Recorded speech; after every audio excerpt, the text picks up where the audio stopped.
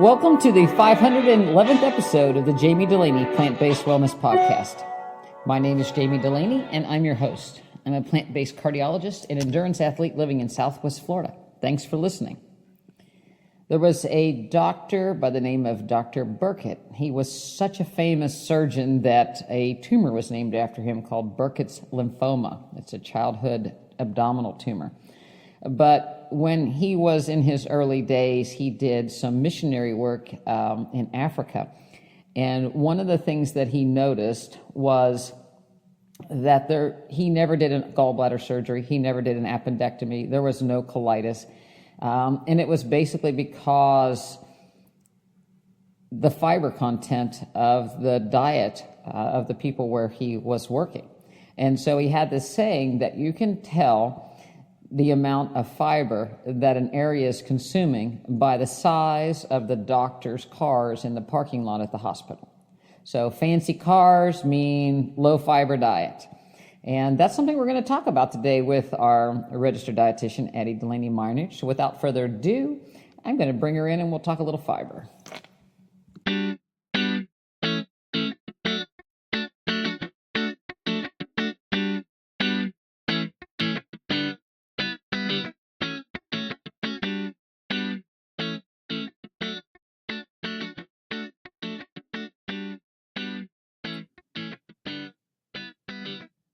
Welcome, Addie Majnaric, to National Nutrition Month and happy Registered Dietitian Day yesterday.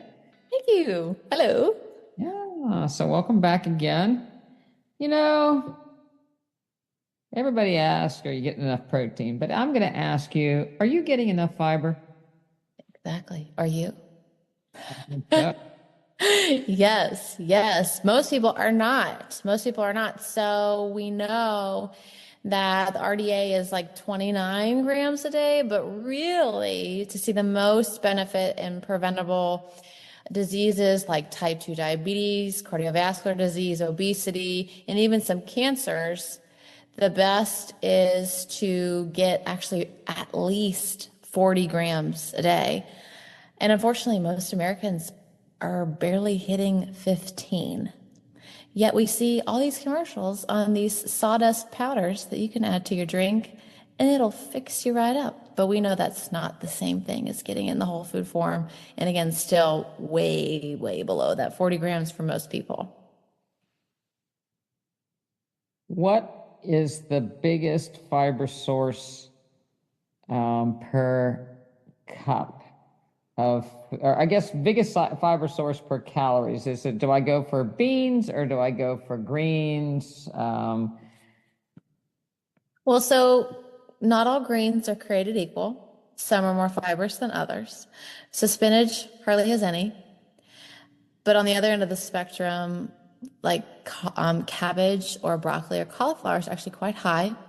But really the biggest bang for your buck and baseline targets, I tell people, is those awesome omega-3 fatty acid sources are chia and flaxseed. If you're getting your daily dose of that, you're well on your way. Whole grains get you there, and your beans. So for example, and our fruit too, we'll kind of go into it. But so for example, 1 cup of black beans cooked is about 15 grams. Now it differs. So chickpeas is about 12 and a half, and peas are a little less at 8, but still that's a good contribution to your daily intake. 2 tablespoons of chia seeds, 2 little itty bitty tablespoons, 11 grams of fiber. So, I mean, if you do that in your cup of black beans, you're well over, you're getting close to that halfway mark without even really adding in anything else. So if you just can check off first thing in the morning, those omegas, which I like for folks to do anyway, almost like you're taking your daily vitamin, you're also greatly contributing to your fiber intake. And then the beans, we know, we've talked about protein in the past, how it is important. We talked about it last week. The beans, with plant-based protein sources are providing you not just with that protein, but with a great amount of fiber. as well as complex, carbohydrates for energy and some actually healthy fats too. So we're getting a lot there, but we're looking for whole food forms, and that's going to provide the best type of fiber to feed your good gut bugs, that microbiome that we want to be nice and strong, because, fun fact, 70% of your immune system is in your gut. So if we have a healthy, thriving gut, we can actually be producing bacteria that are anti-inflammatory. If you don't have a healthy gut, you can actually be producing bacteria that are causing inflammation that doesn't just stay in your gut, it spreads to other parts of your body. So it's not just about how the number twos are going, it really affects the whole system. And, so really beans are the perfect food. They have a combination of everything in a good source versus meat. Everybody says, I love my chicken, I love my beef, but the transit time of animal products, animal meat protein has no fiber. Transit time is very long. It's dead and decaying. So you select for a microbiome. Yeah. Is much more harmful to your immune system. Yes. So good. So do we need to worry about what type of fiber we get, or is all fiber good if we just get 40 grams in and don't worry about where it comes from? So there's different types. There's two different main types of fiber. There's insoluble and soluble. And I'll just give a quick little nutrition class in session. So if you're looking at insoluble, just think about it does not gel or dissolve in water, and soluble, it does form a gel. But fiber in general is a non-digestible carbohydrate. That's it. Soluble fiber is also a prebiotic. So when you talk about all these probiotic foods, you're putting the beneficial bacteria into your gut. Similarly, if you were to plant a lot of seeds in your garden, but you never watered them or gave them sunlight, they would not grow. If you don't feed your good gut bacteria fibrous foods, especially soluble fiber foods, you're not giving them any food. They come weak and measly. So we want to feed them and make them nice and strong so they can take over the bad guys, right? So soluble fiber is also fermentable as a prebiotic. Soluble fiber has its own role, and insoluble fiber has its own role. We find both of them as a combo in a lot of foods. So unlike the fiber supplements that only have one type, you're getting a combo, but some are stronger in others, and some do contain more of one and not the other. But you want soluble fiber because it's going to delay that gastric emptying. So you're going to stay full longer after a meal, as well as have better regulation of your blood glucose after a meal with the high soluble fiber foods.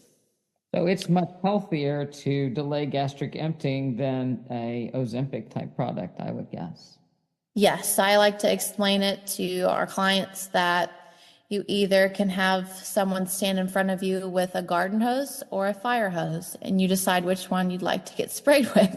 And if you would rather the garden hose, as I would, it would equate to a high fiber meal. So we're releasing in a much more manageable fashion the glucose and energy from your meal with a high fiber meal versus a very high simple carbohydrate or high fat meal. You're going to get this big rush of glucose and then your big tank, and then you're just going to be hungry later no matter if you had high calories or not. So soluble fiber, very, very beneficial. It also actually helps collect excess dietary fats floating around, cholesterol. So another good reason. I'll have folks with normal BMIs, but maybe not a high fiber intake when they come to us and they're like, why is my cholesterol high? And one, it's usually because they're eating too much fat and cholesterol containing foods, but their fiber is quite low. So when we attack it on both ends, we can really fix that quite easily over a 3-month period. Insoluble fiber, that's what we all need to go. So its main function is building up fecal mass. And so it stimulates those bowel movements for waste removal. You want to be regular. Each person, that's going to mean something different. How many times when you go, that all depends on you, your microbes, and your schedule. But from each day, it should be about the same for you. The biggest thing when you have a 5 fiber diet is you want to be nice and hydrated, because if we just, build you up, we need something to flow you out. So we want to stay nice and hydrated. But if you're eating plenty of produce, you're not going to have an issue with that, because it's nice and hydrating foods and we're drinking our water. But some folks may notice when you switch to either a whole food plant-based diet or just trying to introduce more plants into your diet, and you're increasing your fiber intake and maybe trying out beans, that you have to go a lot and you're getting a bit of a clean out. I hate the word cleanse because it's so trendy, but it's a little bit like that, and they panic. And it's not to panic. If anything, it's because it's working, because you have been backed up. So when that happens, we are cleaning out that waste that was decaying. Colon cancer is on the rise. We see all these kits in commercials on, check your risk. And we do push people to get colonoscopies and go under anesthesia, but no one really gets told about the tremendous anti-cancer benefits, especially colon cancer benefits, of higher focus on plant protein sources and a high fiber diet. And that's going to keep things nice and clean and healthy in your intestinal tract. And again, produce really good gut bacteria that's going to promote longevity as well. Yeah, when we get x-rays on people in the hospital, regardless of what they come in with, the majority of people, especially older people, are full. And, people are bloated chronically, and it becomes an issue, mainly because they're eating a white bread, lunch meat, cereal, packaged cereal type of diet, and everything kind of gets stuck. What about fruit? Yeah. What about fruit? Yeah. Fruit is awesome. So especially fruit's going to contain a lot of that soluble fiber. We're going to have a good amount of sources from that.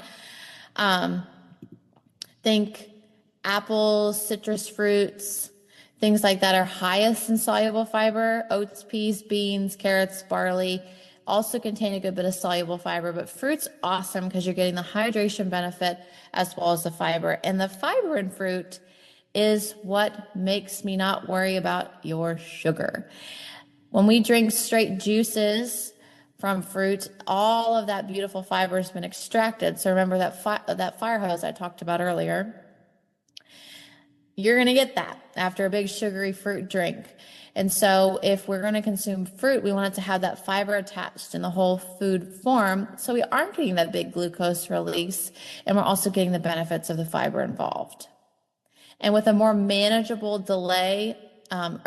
release of that gastric emptying, it actually improves your nutrient absorption. So from our small intestine, I always chat about our digestive tract with Caleb, and we laugh because he can actually memorize it now.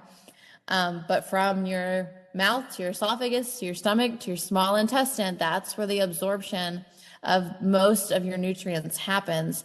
And so if we slow that process, it's actually been shown to have better nutrient absorption. All right, so let me do a test. You can take, no, I'm gonna be tested. Oh, okay. So breakfast, I had chia, hemp, watermelon, pineapple, dragon fruit, and a homemade muffin, not whole grain. Lunch, I had red cabbage, like a wedge, probably 3 cups of arugula, a whole red pepper, a half a cucumber, a bag of edamame, and a half an avocado. Dinner, broccoli. I had a little bit of frozen vegetables left over I needed to use, so I put them in the skillet. Mushrooms, and onions, and white beans. Did I make it? Oh, I think so. I think you made it by lunchtime. Yeah. I mean, absolutely. Even mushrooms, like you mentioned, I just gave a talk on fiber for our practice, and even that, in a cup of mushrooms, you're getting almost 3 grams Wow. of fiber, which you kind of wouldn't think when you think of a mushroom. But yeah, no, I mean, I think that's fantastic. And that's another reason, we talked about the greens, that I do encourage people to have a little bit of a variety, because I don't know why. I mean, I did the same thing. When we went plant-based, I went like spinach crazy. Like it was the only green I ate. But there's so many more out there. I don't even buy it anymore. I got like spinached out. And, things like cabbages. I love crunch in my salad. That's a great way to get it. Or kale. I love kale. People who don't like kale, you just haven't fixed it right. So, my favorite way is you can get the dinosaur kale or regular, and you massage it with lemon, maybe even put like a little tahini on it if you'd like, or avocado and some garlic, and oh my gosh, a little spice, even a little sriracha. Throw that with your beans and things on it. It is awesome. And a really high fiber option with some good omega-3s and vitamin C and vitamin K, all the things. But anyway, I digress. Greens you can get a lot from. You just got to pick the right type. Now, that's not to say that arugulas and spinach and softer leafy greens aren't good, but you just want to mix it up a little bit. Because another thing that has been shown, a fun fact, I would give your listeners a quiz. Just make a running list in your phone this week of the different types of foods you eat. And if you can get 30 or more types of exposure to different plant foods, you are exposing your gut bugs to a very wide variety of individual types of fibers. And when you do that, you are cultivating a more diverse gut microbiome, which has been shown to be stronger in immune function and gut function as well. That doesn't mean you need to get them all in one day, but over a 7-day period. And I guarantee you probably are hitting that. I might have hit it today. You may have hit it today. Yes, you definitely hit it today. But don't feel like you need to, again, over a whole period. But no, that was fantastic. And of course, my dessert tonight will have blueberries in it and a banana. Very high fiber, yes. So no, there's a lot of options out there. When you are plant focused, you can easily get that. We just have to make sure we're getting in those heavy hitters, I would say. Those beans and those omega-3 sources, which are wonderful anyway. We should be eating them anyway. So that's just more the reason to hit those. Perfect. Well, thank you very much for stopping by. Well, thank you for having me. Yes, and happy Dietitians Week. I'm only supposed to get a day, but thank you. Our family celebrates everything as a week instead of a day anyway, so No, but it's good. I would be interested if you have a high fiber meal, or you calculate your fiber and you want to brag. I would love for you to tag us on social media with your favorite high fiber meal, and if you hit that 40 more in a day. Sounds good. We'll look forward to it. Thank you. All right. Challenge accepted. All right.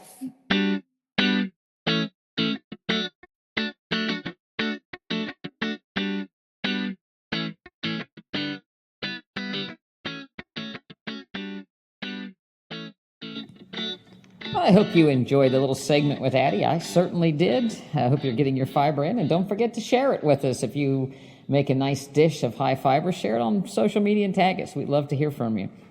I'm on, both Addie and I are on Instagram. I'm Jami Dulaney, and she's at Beans and Blessings, so you can find us there as well. I'll put a link in the show notes even. How about that? So, awful things are happening in the United States. We're starting to cut out red dye, and some areas of the country are worried that that would take 60% of the items off the shelf. And there's a big outrage about that. People are worried about not getting enough to eat.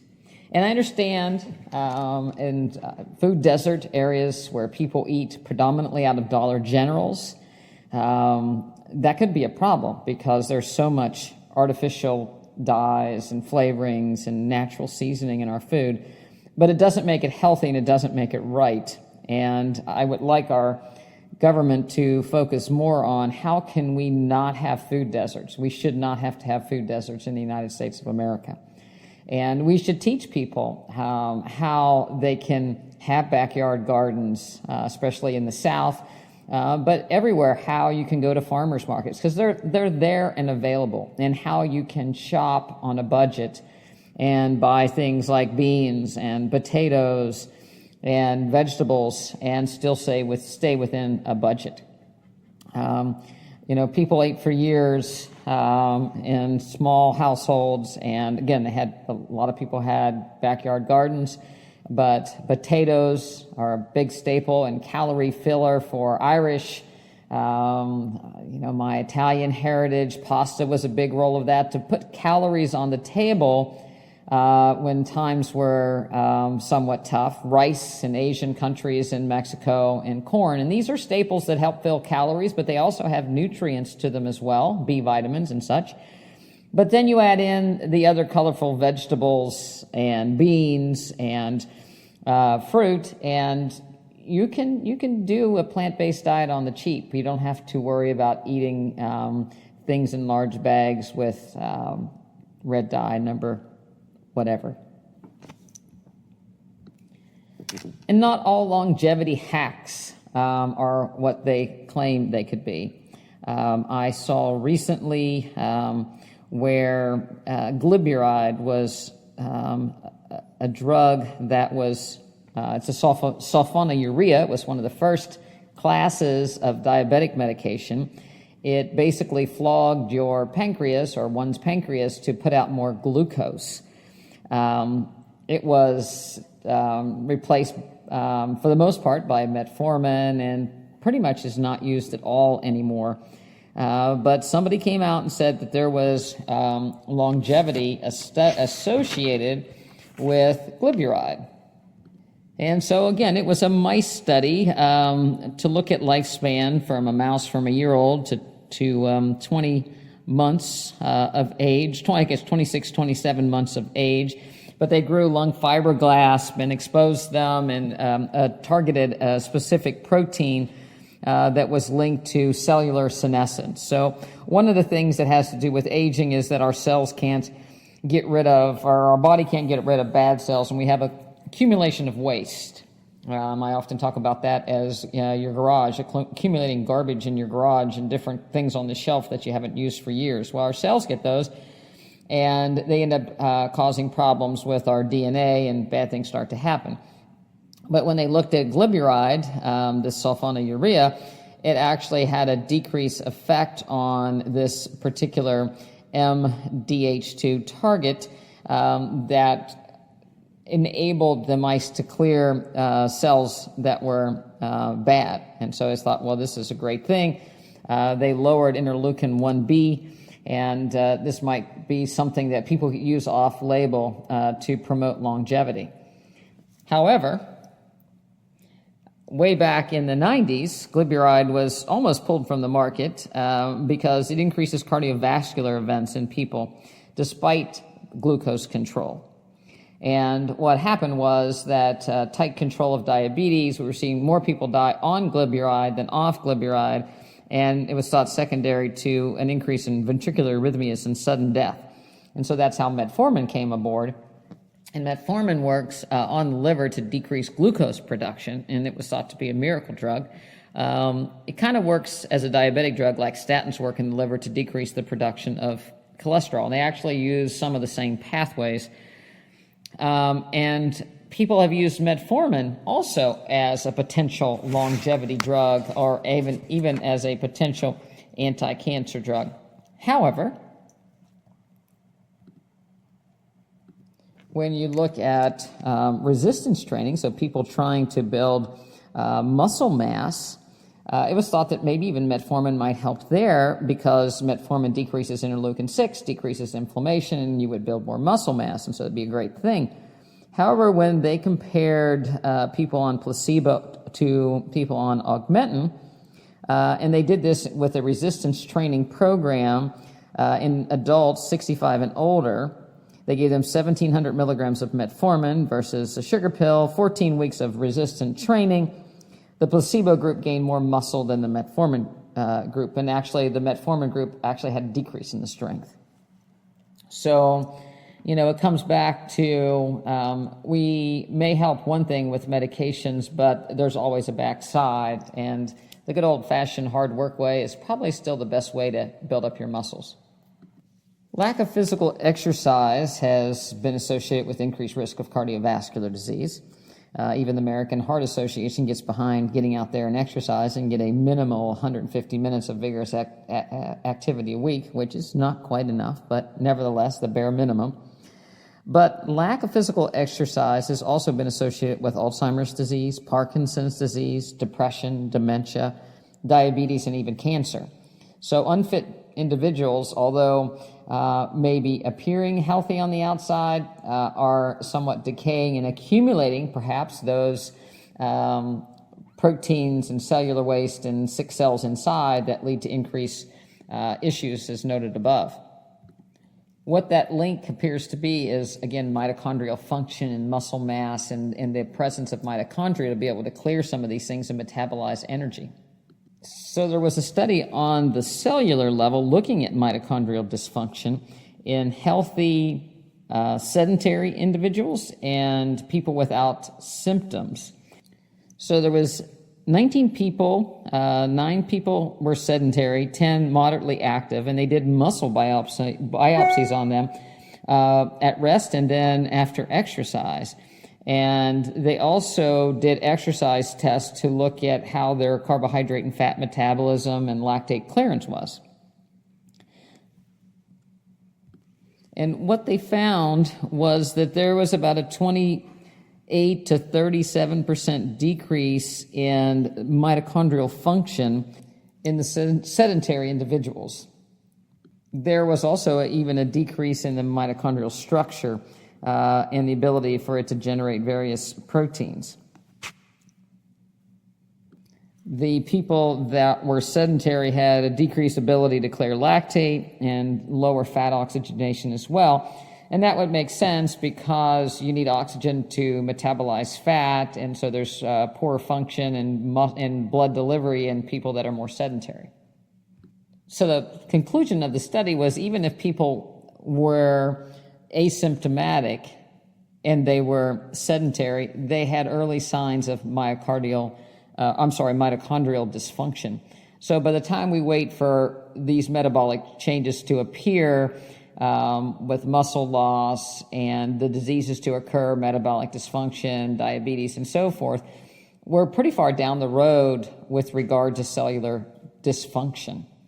And again, prevention is better than trying to back off the cliff when these things start to happen.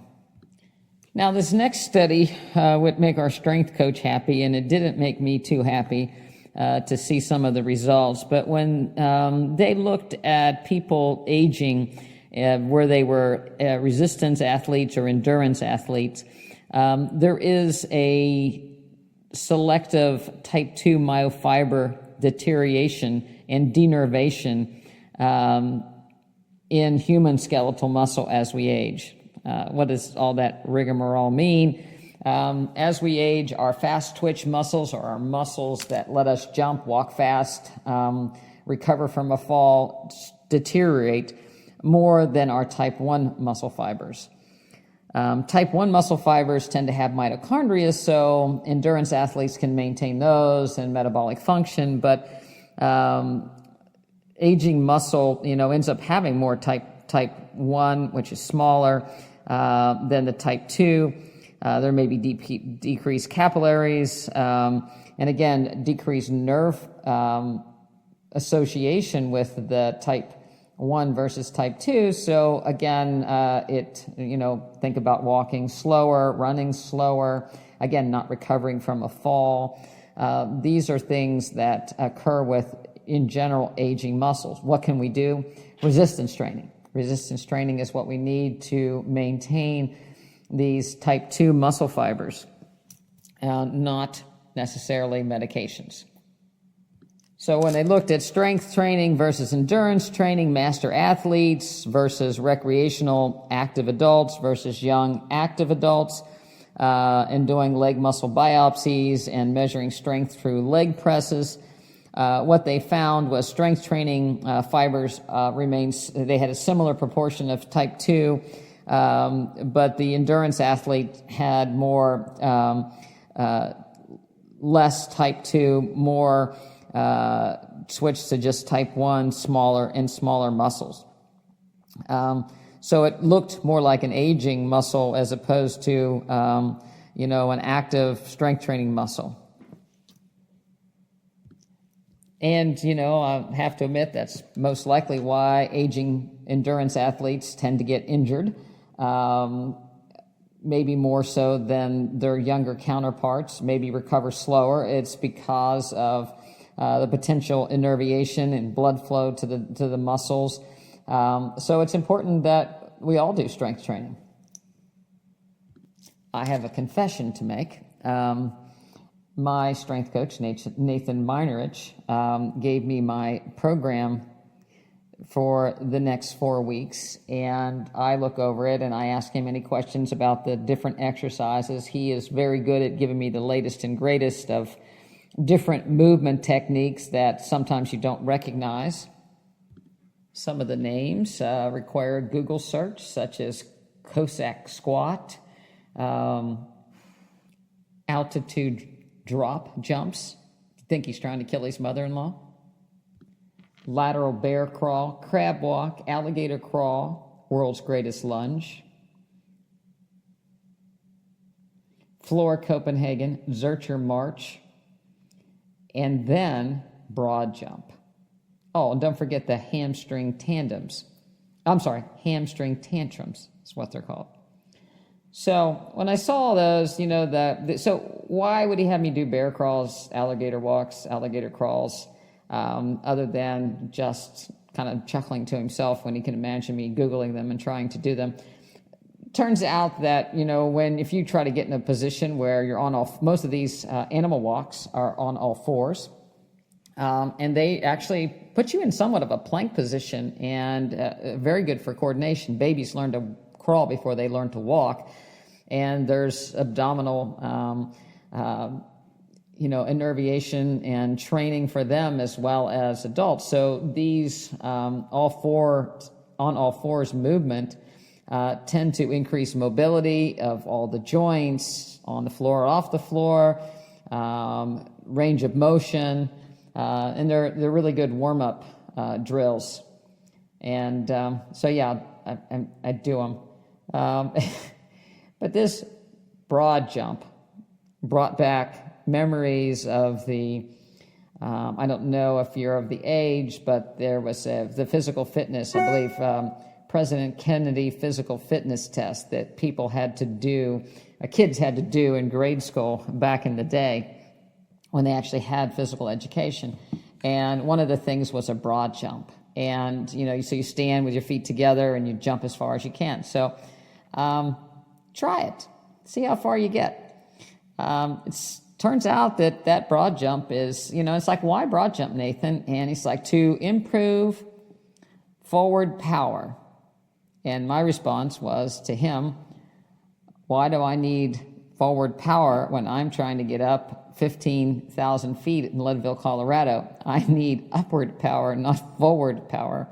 I need speed. Well, turns out that the broad jump is, that power thing is a function of speed to be able to gain power, force over time.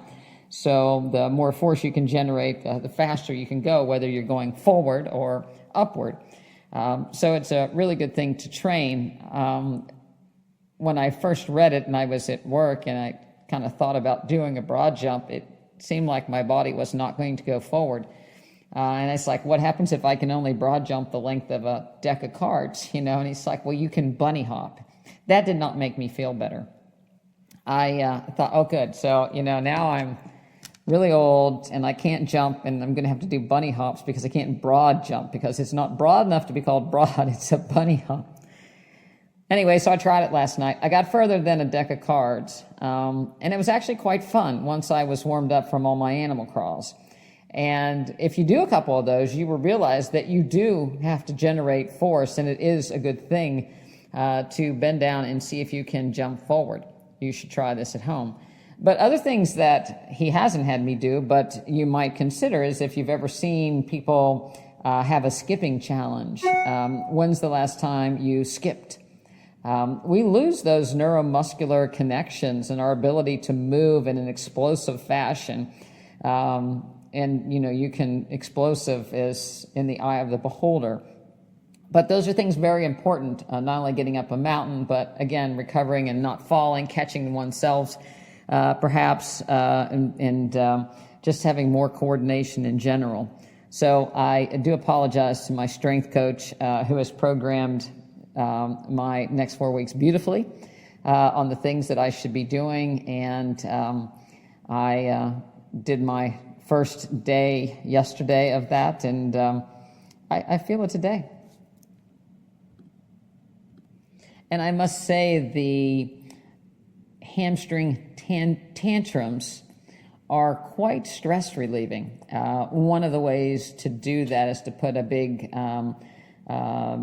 yoga ball underneath something that you sit on, and you just basically kick it vigorously, or you can have a friend hold it while you sit and kick it vigorously. Tremendous stress reliever. So I would encourage people to try that exercise as well. So in summary, after reading some of these studies, I'm still not in favor of medications to make me live longer, but I am in favor of resistance training to make me live better. And I will use the visual of not being able to broad jump over a deck of cards as a motivator to get me to do my strength workout, as well as the need to climb 15,000 feet in Leadville, Colorado in August. It's much more fun to make changes in your lifestyle if you know why, and you have some reason to motivate you. And that is what we like to do at our practice, is to give you the why you should eat fiber, why you should do resistance training, why you should walk daily, and help you to come up with reasons that motivate yourself. Motivation comes from within. We all have different reasons. We all play little different head games to get us out the door in the morning and to get us through life's challenges. But we'd like to be a part of that. And so if you would like to join our practice and perhaps get some animal crawls of your own, go on over to drdulaney.com, DOCTORDULANEY, and check out how you could join. We have levels all the way down from just our website at $25 a month, which include our educational materials and Zoom classes and lectures, all the way up to full-time medical practice with a registered dietitian and myself. We have strength training program from Addie Majnaric. So if you're interested in digging deeper into some of these different challenges, we'd love to help you. Nathan is excellent at programming specific needs for specific people. And does an excellent job, even though sometimes we don't necessarily appreciate it quite up front. So check it out. Email me at Jami@drdulaney.com with questions. Thank you, as always, for listening. We'll see you next week.